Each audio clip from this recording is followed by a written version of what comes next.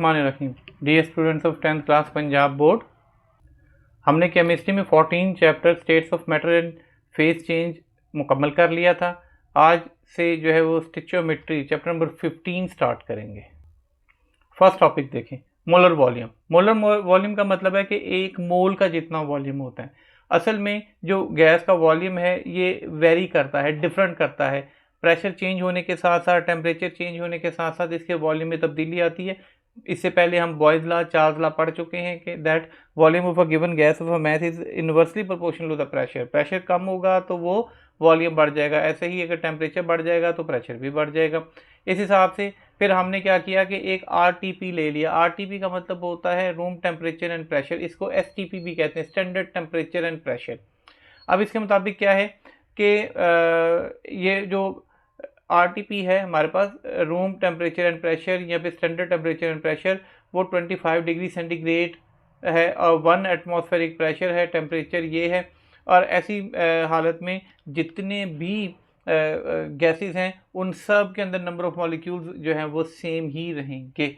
जितनी भी गैसेस हैं वो सारी की सारी एक जितना वॉल्यूम ऑक्यूपाई करती हैं और वो है 24 decimetre cube at RTP, room temperature and pressure. हाँ जी, कहते हैं the volume of a gas varies with changes in the pressure and temperature. In order to compare the volume occupied by the different gases we must adopt a set of standard pressure. कहते हैं according to this, ये मैंने पढ़ दिया। कहते हैं यहाँ से देखें, it has been found that 1 mole of all the gases occupy a volume of 24 decimetre cube at room temperature and pressure. के ये जो कोई भी गैस हो, चाहे हमारे पास अमोनिया है, कार्बन डाइऑक्साइड है, नाइट्रोजन है, हाइड्रोजन है, कोई भी गैस होगी वो एक जो रूम टेम्परेचर और प्रेशर जिसकी जो ऊपर बता दिया गया है उसमें 24 डेसीमीटर क्यूब तक का टोटल उसका वॉल्यूम होगा। इससे ज़्यादा ये कम नहीं होगा। इवन दो कि जो उनके नंबर ऑफ मॉलिक्यूल हैं वो डिफरेंट होते हैं, क्योंकि नंबर ऑफ मॉलिक्यूल हर एक के सेम तो नहीं होंगे, कुछ ज़्यादा डेंस होंगी, कुछ कम डेंस होंगी, लेकिन उन सब का जो वॉल्यूम है वो 24 डेसीमीटर क्यूब ही होता है। स्टिचोमेट्री है ये, इट्स ऑल अबाउट कैलकुलेशंस। तो इसमें से जो हमारे एग्जांपल्स होंगी वो भी कैलकुलेट करेंगे और एक्सरसाइज की भी जो है वो भी हम सारे न्यूमेरिकल प्रॉब्लम जो है वो भी हम सॉल्व करेंगे। देखें हमारे पास है, कहते हैं calculate the number of moles of nitrogen gas present when it occupy the volume 2.5 decimetre cube at room temperature and pressure. अब जो हमें चीज़ें गिवन है, जो चीज़ हमें पता है, इसका क्या मतलब है, अभी पढ़ा है 24 डेसीमीटर क्यूब, ठीक है, क्या करता है, इज ऑक्यूपाइड बाय मोल्स। कितने मोल करेंगे, 1 मोल। कोई भी गैस हो जाए, नाइट्रोजन, हाइड्रोजन, जो भी आपको, अगर यहाँ पे किसकी नाइट्रोजन गिवन है तो बाय नाइट्रोजन लिख देंगे, ठीक है। तो जितने भी करेगा वो 1 मोल के करेगा। तो अगर हमने 1 डेसीमीटर क्यूब का फाइंड आउट करना है तो वो उसके लिए क्या करेंगे, ये हो जाएगा 1/24 मोल्स। और अगर हमने 2.5 डेसीमीटर के फाइंड आउट करने हैं, मीन्स के 2.5 decimetre cube will be occupied. अब हमने ये बताना है कि 2.5 डेसीमीटर क्यूब अगर हो तो फिर उसमें नाइट्रोजन के कितने मोल जो है उसको ऑक्यूपाई करेंगे। तो 1/24 वो 1 मोल में थे, तो 2.5 के लिए क्या करेंगे, मल्टीप्लाई बाय 2.5 कर देंगे। अब इनको आप सॉल्व करेंगे, 1 से मल्टीप्लाई करके 24 से डिवाइड करेंगे तो 0.10 मोल्स, ठीक है। इसका मतलब है कि नाइट्रोजन के 0.10 मोल्स जो हैं वो इतना जो 24 डेसीमीटर क्यूब तक जो है वो रूम टेम्परेचर प्रेशर के ऊपर इतने मोल जो है वो ऑक्यूपाई करेंगे। Next one is concentration of a solution.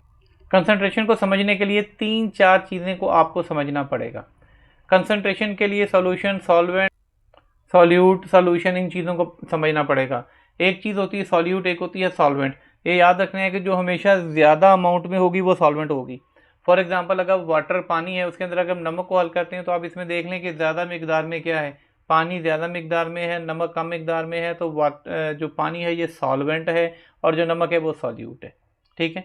So concentration और उसके दोनों के सॉल्वेंट और सॉल्यूट के मिलने से सोल्यूशन बनता है। जब उन दोनों को आप मिला देते हैं, पानी के अंदर नमक को हल कर दिया, तो ये सोल्यूशन हो गया।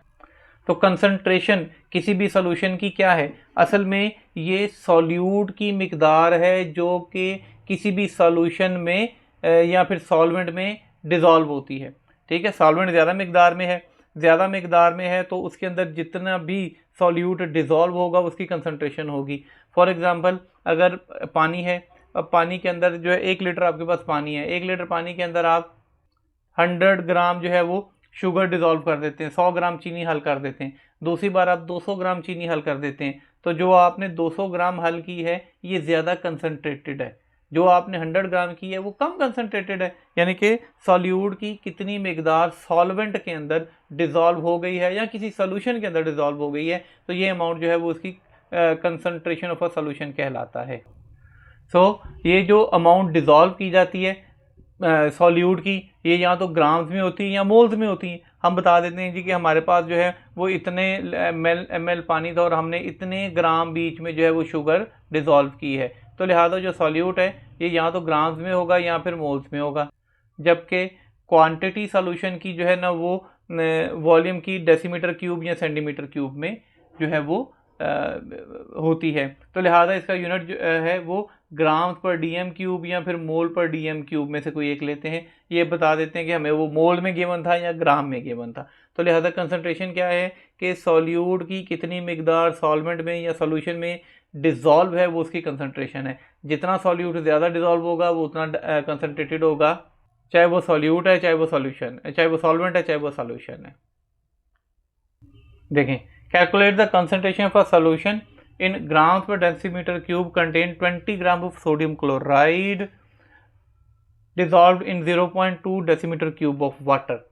हमें जो चीज़ें गिवन है, कंसंट्रेशन का जो फार्मूला होता है हमारे पास वो क्या होता है कि जो कंसंट्रेशन है ये इक्वल होती है मैस ऑफ सॉल्यूट, ये ज़्यादातर ग्राम्स में, ठीक है। अगर किसी और यूनिट में हो तो फिर हम उसको कन्वर्ट करेंगे, लेकिन वो अभी आपके लेवल तक नहीं है।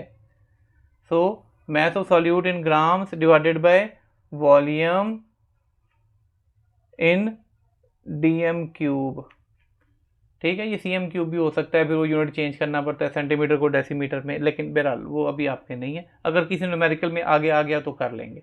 अब ये देखिए मैस ऑफ सॉल्यूट कितना है 20 ग्राम्स, तो 20 आ जाएगा ओवर वॉल्यूम इन डेसीमीटर क्यूब कितना गिवन है 0.2 डेसीमीटर क्यूब। तो ये वैल्यू पुट कर दी आप कैलकुलेटर पे, 20 डिवाइडेड बाई 0.2 करेंगे तो ये आ जाएगा 100 ग्राम्स पर डीएम क्यूब। यही जो है वो इसकी टोटल कंसंट्रेशन होगी। नेक्स्ट है calculate the concentration of a solution in titration using empirical data. देखें, सबसे पहले देखें टाइट्रेशन क्या होता है। टाइट्रेशन ये होता है कि एसिड और बेस जो है इनके साथ रिएक्शन करके इसको न्यूट्रलाइज किया जाता है, यानी कि एक एसिड होगा एक बेस होगा, ये मिलके सॉल्ट एंड वाटर में कन्वर्ट होते हैं। ये पूरा एक एक्सपेरिमेंट है, ये प्रैक्टिकल है, जिसके बाद जो है वो रीडिंग्स ली जाती हैं और कैलकुलेशंस की जाती हैं। सो कहते हैं the concentration of solution can be determined by titration it with the solution of non concentration till the end point is reached. अब इसमें क्या होता है कि एक ऑपरेटस, उसमें जो ब्यूरेट होता है उसके अंदर हम एसिड डाल देते हैं ज़्यादातर, और पपेट के ज़रिए सोडियम हाइड्रोक्साइड लेते हैं और 10 ml तक वो हम एक बीकर में डालते हैं, थोड़ी उसके अंदर जो फिनोक्सिलिन डालकर जैसे ही हम उसको हिलाएंगे तो वो पिंक कलर में हो जाएगी, और उसके बाद हम ब्यूरेट के नीचे रख के उसको खोल देंगे और एक एक कतरा जो है ना वो एसिड, जो डाइल्यूट एसिड ही होता है, उसके अंदर गिरता जाएगा, हम मिलाते जाएंगे, तो एक वक्त आएगा कि वो बिल्कुल कलरलेस हो जाएगा। तो जैसे ही कलरलेस हो जाएगा हमने उसकी रीडिंग नोट कर लेनी कि कितना हमारे पास एसिड जो है वो यूज़ हुआ है, और उसके बाद आके कैलकुलेशंस होती हैं जिसके ज़रिए जो है वो हम कंसंट्रेशन किसी भी सोल्यूशन की फाइंड आउट कर सकते हैं। इससे रिलेटेड एक एग्जाम्पल है, वो इंशाल्लाह कल करेंगे और बाकी इसके बाद नेक्स्ट चैप्टर आगे अगले लेक्चर में करेंगे। Thank you very much.